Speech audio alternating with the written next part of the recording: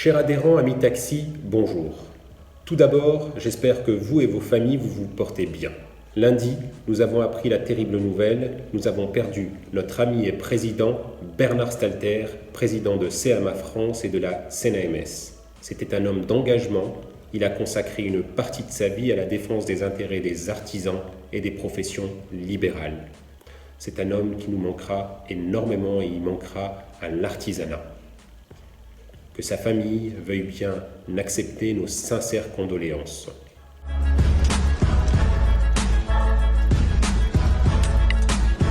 Nous avons de grandes difficultés en approvisionnement en masques de protection et en gel hydroalcoolique.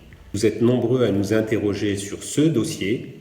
Tous les vendredis, nous avons un point avec les services du ministère, la DGTIM, et nous leur faisons part de ces difficultés d'approvisionnement des taxis. Lorsque vous faites des transports du personnel soignant avec les centres hospitaliers, ces derniers doivent vous mettre à disposition des masques de protection. Ils sont dotés suffisamment en masques. Une note devrait aller dans ce sens pour informer l'ensemble des centres hospitaliers pour lesquels nous transportons le personnel soignant. Par ailleurs, nous avons passé commande de 200 000 masques pour que dans les territoires, vous puissiez disposer de ces éléments de protection. Nous vous tiendrons informés lorsque nous aurons un retour pour ces dispositifs.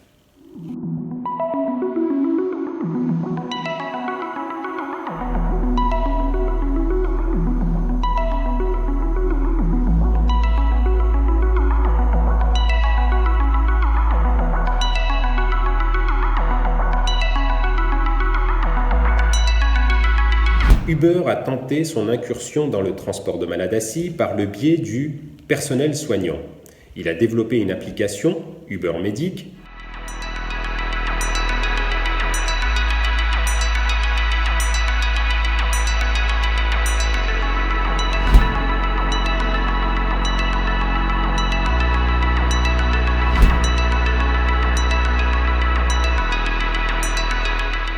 l'objet final est son incursion, son entrée dans le transport de malades. L'histoire nous a montré qu'à chaque crise du krach boursier de 1929, de 2008 ou d'aujourd'hui de 2020, la profession a fait les frais d'une déréglementation sauvage.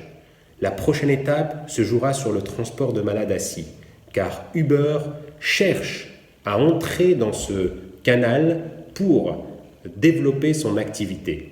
Nous devons et nous avons l'obligation de nous mobiliser. Nous ne pouvons pas nous offrir le luxe de rester divisés, chacun de notre côté, pour essayer de défendre ici ou là l'intérêt de la profession.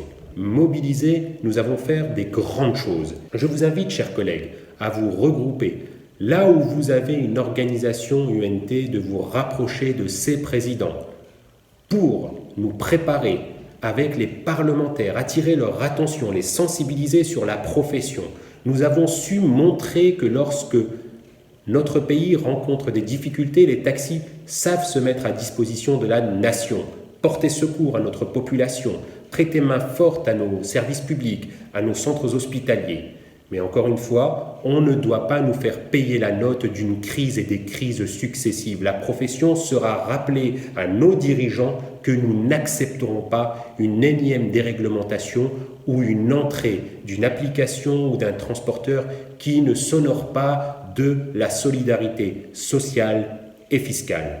Je compte sur vous tous, chers collègues, pour vous mobiliser, pour rester attentifs et défendre nos intérêts.